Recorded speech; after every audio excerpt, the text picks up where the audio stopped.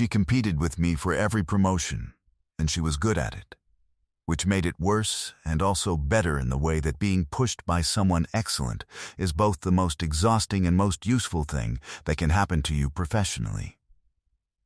For 3 years, we applied for the same roles, prepared for the same panels, received the same feedback in different envelopes, and sat in adjacent waiting areas outside interview rooms pretending to read things on our phones, while being acutely aware of the other person pretending to read things on their phone 4 feet away. Her name is Diane.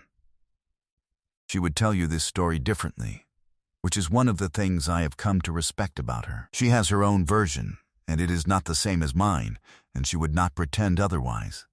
We started at the company the same month, which was either a coincidence or the beginning of something, depending on how you read it in retrospect. She came from a consulting background, and I came from operations, and we were placed in the same development cohort, which the company ran for new senior hires as a way of building internal networks, and which in practice was a way of letting ambitious people identify their competition early. We identified each other in approximately the second session. Not with hostility. That is the part I want to be accurate about, because the competition between us was never hostile, which made it harder to know what it was. She shook my hand on the first day with the particular handshake of someone who has figured out who in the room is worth paying attention to. I noticed that she had done this, and noticed that I was the one she had extended it to, which told me something about how she thought. I filed it. I suspected she filed me back. The first promotion cycle came 8 months in. We both applied. The role went to someone else entirely, which has the effect of resetting competition briefly because there is a third party to be frustrated at, and 2 people who are running against each other discover they have something in common, which is that they both lost to the same person. We had coffee after the decision was announced, which neither of us had proposed explicitly. It simply happened that we were both in the kitchen at the same time, and the silence felt like it needed company, and she poured 2 cups without asking and set one in front of me and said, "What did your feedback say?" I told her. She told me hers. They were different enough to be interesting. She had been told to develop more operational fluency. I had been told to develop more strategic visibility. We were, in other words, each being asked to become more like the other, which we both registered without saying it. "That's useful," she said. "Not that's frustrating, or that's unfair." Useful. She collected information the way some people collect grievances, which is to say relentlessly, but she did something more productive with it. I liked her, which complicated things considerably. The second promotion cycle came 11 months later. We both applied again. This time it was between the 2 of us, which we knew because the panel structure made it apparent, and because the company's transparency about its own processes was one of its genuinely good qualities. We were the final 2 candidates. The outcome took 3 weeks to be communicated, which is a long time to sit next to someone at cross-departmental meetings and be professional about it. She got it. I want to describe exactly how I felt when I found out, because the feeling was not simple. There was disappointment, which was expected. There was something that was not quite respect but lived in the same neighborhood, a recognition that the person who had beaten you had earned it through the same preparation and discipline you had brought, which is a different feeling than losing to someone who got lucky or maneuvered better in the room. And underneath both of those things, somewhere I did not examine closely, there was something I was not yet calling anything. I went to congratulate her. Not the same day. I needed 24 hours to arrange myself into someone who could do this without it being a performance, but the following morning, at her desk, before the workday properly started.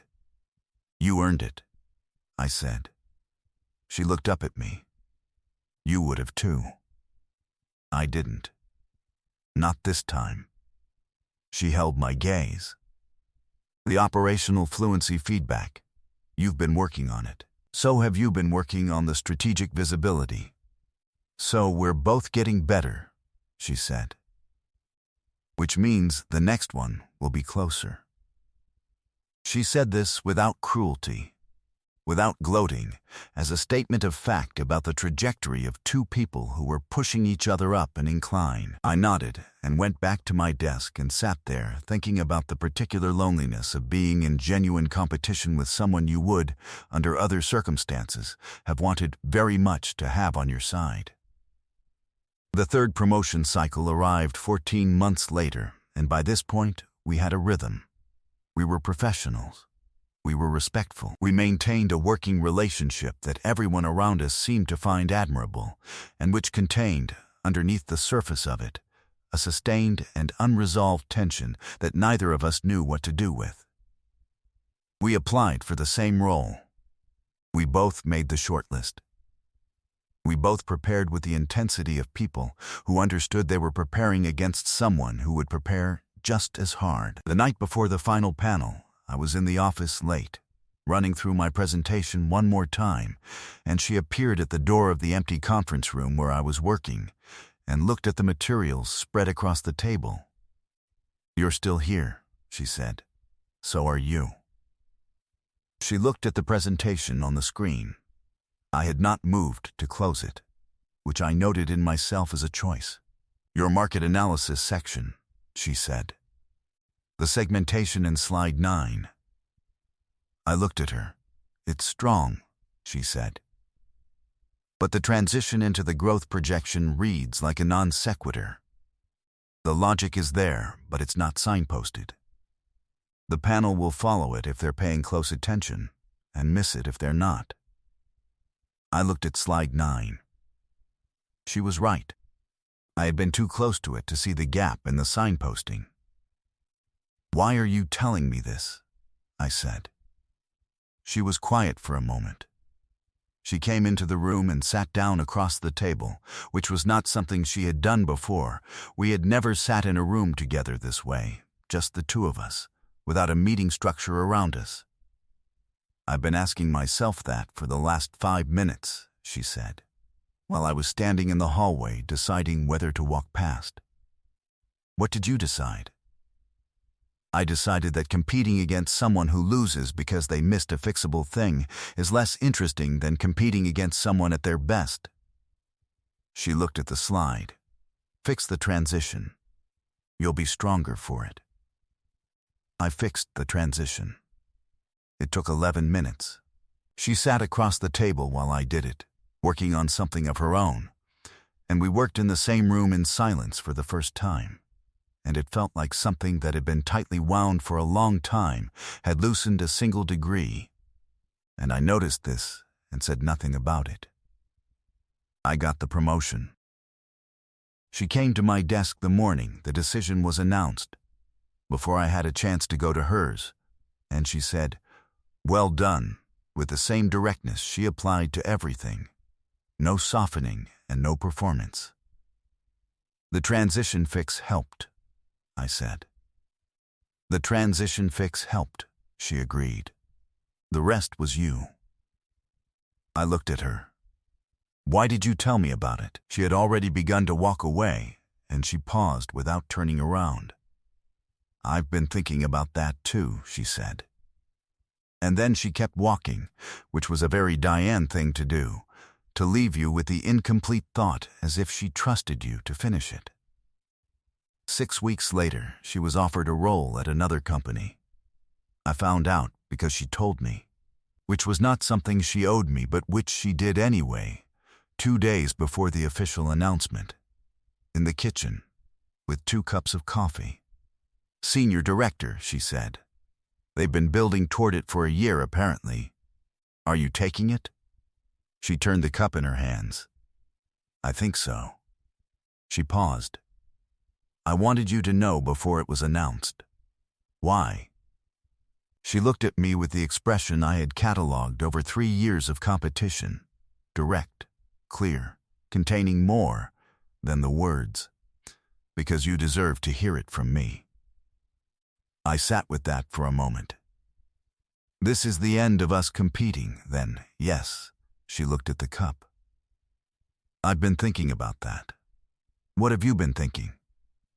She looked up. That I'm not sure competing was ever the right word for what we were doing. The kitchen was quiet around us, the ambient office noise muffled by distance, and she sat there with her coffee and her precise choice of words and the 3 years of it between us on the table. What is the right word? I said. I don't know yet, she said. I've been working on it. She gave 4 weeks' notice. In those 4 weeks, something shifted between us that I lack a clean word for. The removal of the competition did not create distance, which is what I might have predicted, but instead removed a structure that had been holding us at arm's length. And without it, we found ourselves in something that had been there the entire time and simply had not had room to be itself. We had lunch, not in the kitchen, but outside, which was different. We talked about the 3 years the way you can talk about something when it is finished and the outcome is known and both people are no longer inside it. She told me that she had spent the first year genuinely trying to outrun me, and the second year trying to understand me, and the third year uncertain what she was doing, which she said with the particular honesty of someone who has decided to stop managing the impression they make. I told you about slide 9, she said, because I couldn't watch you lose to a fixable thing. I realized afterward that this was not a competitive instinct. No, I said. It took me a while to know what it was. Did you figure it out? She looked at me across the table, and the direct look had something in it that 3 years of adjacent waiting rooms and committee feedback and kitchen coffee had been building toward, and had not, until the competition was removed from the equation, had space to simply be. Yes, she said.